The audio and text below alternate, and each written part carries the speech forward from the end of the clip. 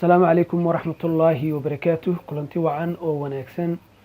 وغالكان waxaan ku baran doonaa qaabka loo xareysto waqtiga nasiibka Mareykanka ama DV Lottery 2023. haddaba si programkan ama barnaamijkan u xareysatid waa inaad soo gashaa website-kaas ay ku qoran tahay dvprogram.state.gov. website u eg ayaa jira, tuuga ayaa iskale ah ku qaldoomin, midka saxda ah waxa waaye dvprogram.state.gov. midkaas soo gelaysaa kadibna qaybtan imaanaysaa, halkaas ay ku qoran tahay begin entry ayaa taabanaysaa. kadibna waxa ku soo baxaya koodkan waxa laga baahan yahay inaad halkan gelisid. tusaale ahaan oo kale hadduu kugu adkaado halkan aad taabanaysaa, okay, haddana uu kugu adkaado tusaale ahaan halkan aad taabanaysaa ilaa uu kaaga soo baxo mid aad fahmi kartid. okay, lacala aad halkan gelisid oo aad okay dhahdid qaladna uu noqdo asaaxati ka bedelayo. okay, marka halkan waa iskaga bedeli kartaa. kan hadda waxaan rajeynayaa inuu fudud yahay. okay, H6K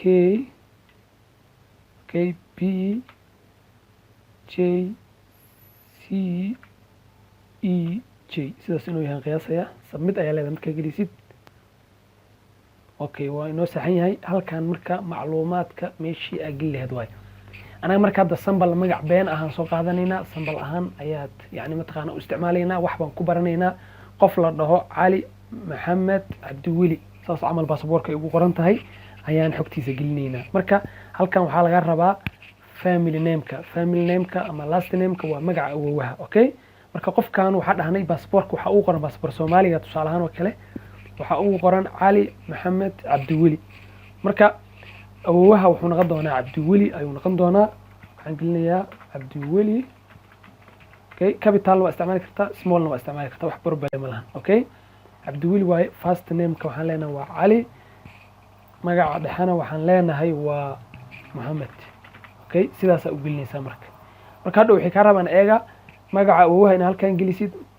halkan in uu yahay magacaada, magaca abahana halkaas aad gelinaysaa. okay, halkan imaad mail inaad tahay ayaa dalbanaysaa. halkan waxaa laga rabaa taariikhda aad dhalatay inaad gelisid ayaa laga rabaa. halkan waa bishaa gelinaysaa, asaa ku sheegaya soo majid. meeshana maalinta gelinaysaa, meeshana waxaa gelinaysaa sanadka ay gelinaysaa. okay, marka tusaale ahaan oo kale hadda waxaan leenahay qofkani wuxuu dhashay bisha 6aad oo dhashaan leenahay. tusaale ahaan waxaan leenahay marka eber 6 ayaan leenahay soo majid. okay, halkan haddii lambarka ay gelinaysid uu 10 ka yar yahay, booska dhinaca bidixda waxa ku buuxinaysaa eber ku buuxinaysaa. okay, halkan imaad maalinta uu dhashana waa maalintii 4aad, marka 04 leeyahay. haddii lacala 15 ku dhalahay 15 qori lahay. okay, marka 04 ayaa leeyahay. halkan waxaa gelinaysaa sanadka micnaha. okay, 1990 ayuu dhashay. xogtan waa inaad baasaboorka ka soo guurisaa, sida baasaboorka ugu qoran tahay ayaad halka ugu qoraysaa. laakiin baasaboorka waxa laga yaabaa inuu bisha sheego, meesha halkan June inay ku qoran tahay laga yaabaa baasaboorka, laakiin lambar ahaan la rabaa meeshan loo geliyo. okay, halkan waxaa laga rabaa magaalada aad ku dhalatay, baasaboorka ka fiirinaysaa. waxaa leenahay qofkan wuxuu ku dhashay tusaale ahaan kale Muqdisho, qaabka baasaboorka ugu qoran tahay inay ugu qortida laga rabaa. okay, halkan waxa waaye wadanka aad ku dhalatay, waxaa leedahay Soomaaliya ku dhashay. okay, Soomaaliya ayaan halkan ka raadinayaa. okay, hoos u soo wad, meeshan yes ayaa dhahaysaa kadibna waa gudbiyaysaa. okay, lambarkan 6aad yes ayaa dhahaysaa kadibna hoos u soconaysaa. okay, halkan waxaa laga rabaa baasaboorka macluumaadkiisa gelinaysaa. okay, meeshan family name-ka laga rabaa waxa waaye Cabdiweli, sidoo kale la camal waaye Cabdiweli. halkan first name-ka waa Cali, halkan waxa waaye Maxamed. okay, xogtan idoo sida ah halkan soo gelin. okay, xasuustid waa kan halkan soo gelinay. okay, mar kale la weydiinaya. halkan waxaa laga rabaa passport lambarka inay gelisid. okay, B00 sambala iska qaadanayna macnaha passport sax ma aha. okay, 114401 lambarkaas iska gelinaya. okay, haddii passport lambar sax ah oo jira uu yahay waa ka cudur daaranaya. waa hagaag. halkan waxaa laga rabaa passportkaada taariikhda uu dhacayo inay gelisid. okay, passportka ka fiirinaya marka kadibna waxaa leedahay wuxuu dhacayaa bisha 9aad 25teeda sanadka 2024 ayuu dhacayaa tusaale ahaan xilligaas uu dhacaa. okay, halkan baasaboorkan wadanka soo saaraya waay. okay, ama cidda soo saartay tahay waa Soomaaliya, dawladda Soomaaliya soo saartay. okay, halkaas ay gelinaysaa. qaybtan marka waxaa loogu talagalay dadka baasaboorka aanan haysan laakiin shuruudahan buuxi kara. okay, anaga marka Soomaali ahaan ama Afrikaan hadaan nahay shuruudahan buuxi karno, sidaa darteed waa inaan baasaboor la imaanaa oo aan ku buuxsanaa. haddii kale inaan faraha ka qaadno waayo. okay, marka qof hadduu ku dhaho adoo Soomaali ah hadduu ku dhaho passport la'aana lottery-gan ku xareynaya ha ka yeelin xilliga la joogo ama midka hadda furan oo November xirmaayo ma lagu xarey karo passport la'aan haddii aad tahay Soomaali marka passport inay haysatid waay haddii kale sanadka kale iska sug okay marka qaybtan waa ka boodaysaa shaqo ma kuliyad sababtoo ah passport leedahay adiga passportka macluumaadka kugu qoraya gelisay passport lambarkii taariikhda uu dhacayay dawladda soo saartay Soomaaliya inaad taa sheegtay uma baahnid waxaan okay qaybtan B oo passport exceptionka waa ka boodaysaa halkan imaad meeshan waa meeshii laga rabo sawirka okay halkaas aad taabanaysaa kadibna sawirka meesha uu ku yaala tagaysaa waa soo qaadanaysaa sawirkan waa sawir feeg ah waan iska soo qaadanay halkan imaad waa addresskan wax dhibaato ma lahan okay يعني meesha aad degan tahay addresska sida uu macquulsan ayaa sheegaysaa addresskan address wax lagu soo diray maahan yani wax dhibaato ma ku keenayo marka haddii aad aragtid optional meel ku qoran tahay waa ka boodi kartaa way okay marka tusaale ahaan ka hadda line-kan ugu horeeyo kale ayaan gelinayaa waxaan leeyahay kaba soo qabo qofkan wuxuu degan yahay Taleex road ayaan leeyahay Maka al-Mukarrama road adarto waa dhigi kartaa Maka al-Mukarrama street waxaad dhigi kartaa kan optional way waa ka tagi karaa townka okay ama magaalada Mogadisho aan gelinayaa okay halkan waxay geli kartaa degmada waxay geli kartaa gobolka Banaadir oo kale ku qoran tusaale ahaan okay halka imaad postal code-ka ama zip code-ka laga rabaa Soomaaliga aniga waxa ismaliin ma isticmaalno marka no ay iska dhahaysaa okay kadibna country-ga Soomaaliya dalbanaysaa okay Soomaaliya ayaa dalbanaysaa kadibna hoos u soo soconaysaa wadanka aad hadda ku nooshahay ayaa laga rabaa Soomaaliya ku noolaa leedahay Soomaaliya dalbanaysaa halkan waxaa laga rabaa telephone number laga rabaa okay hadartidna waa ka tagi kartaa optional way marka 2526 waa hagaag meeshan waxaa laga rabaa inaad gelisid email-kaada okay marka email-ka waa inuu ku saxan yahay okay waa muhiim kan marka waxaan leenahay tusaale kale waxaan gelinaynaa abdi wali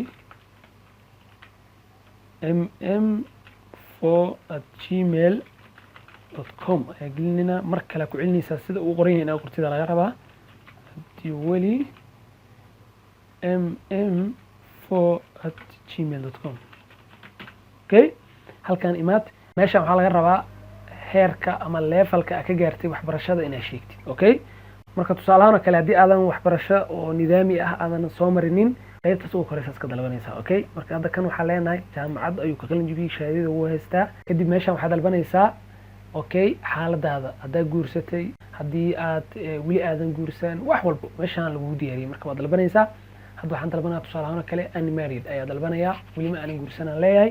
okay hoosa u soo soconaysaa halkaana number of children caruurta ku joogto ayaa sheeganaysaa maadaama aadan guursan caruur inta ka imaanaysaa 0 ba ku qoraysaa okay 0 ku qoraysaa kadibna waxaad samaynaysaa continue ayaa taabanaysaa continue markaa dhahdid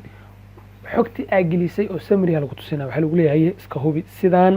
ma taha sida saxda ah ayaa lagu dhihi doonaa okay hadda marka daqiiqado badan ayaan tartiib barnaamijka aan u waday waxaa laga yaabaa inuu diido uu mataqaanaa error uu soo qoro tijaabinaa bal okay waa diiday soo ma jeedid sababta waxaa waaye waqti dheer ay u qaadata macnaha inaa yani foomka buuxiyo foomkii dhaqso buuxisada laga rabaa okay marka baagaan leeyahay xogtaa soo buuxinayaa kadib baa isku soo laabanaynaa waa hagaag macluumaadkii marka waa soo geliyey marka sidaas macluumaadka aad u dhamaystirtid oo wixii oo dhan aad soo gelisid waxaad leedahay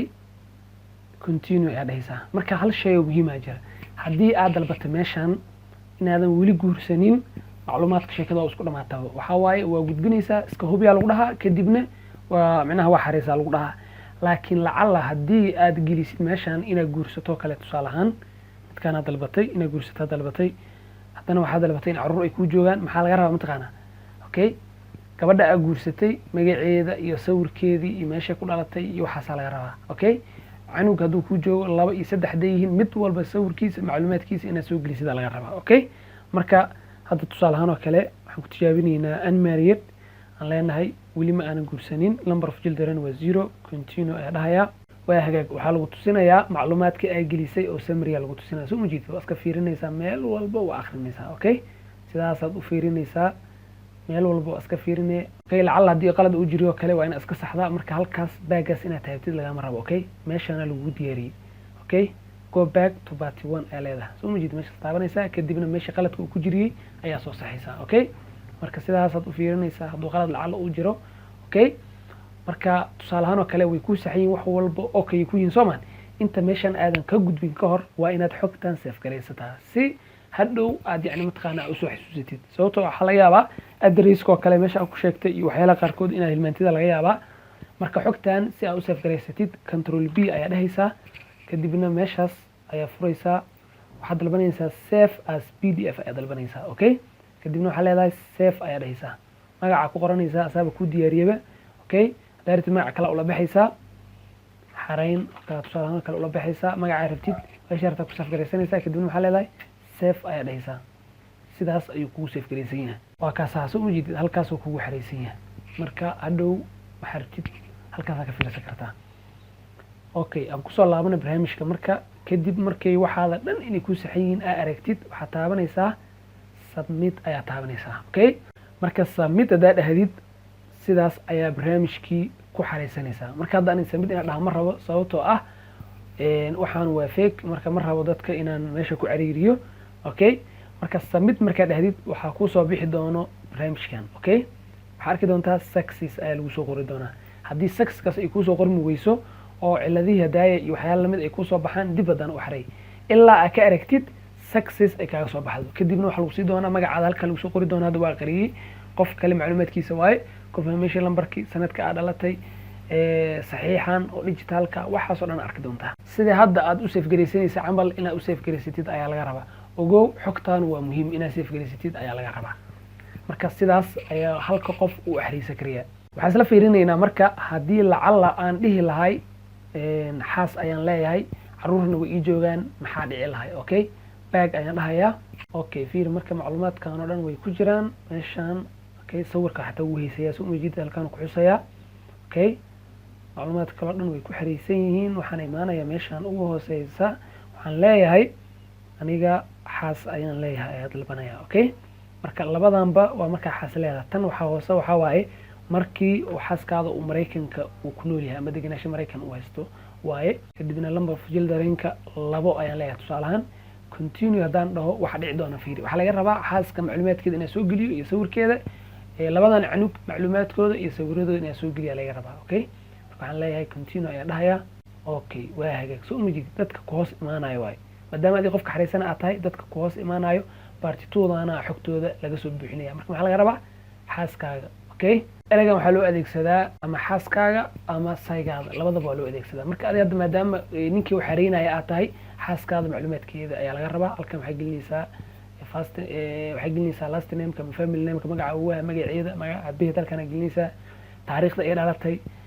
inay female tahay aad ku xusaysa halkan okay meesha ay ku dhalatay halkan gelinaysaa okay waddanka ay ku dhalatay halkan gelinaysaa sawirkeeda halkan ka dalbanaysaa intaasaa laga rabaa okay canuga imaad marka canuga koobaad waa weliba okay ilaa laba canuga dalbada mogti inay ii joogaan sheeg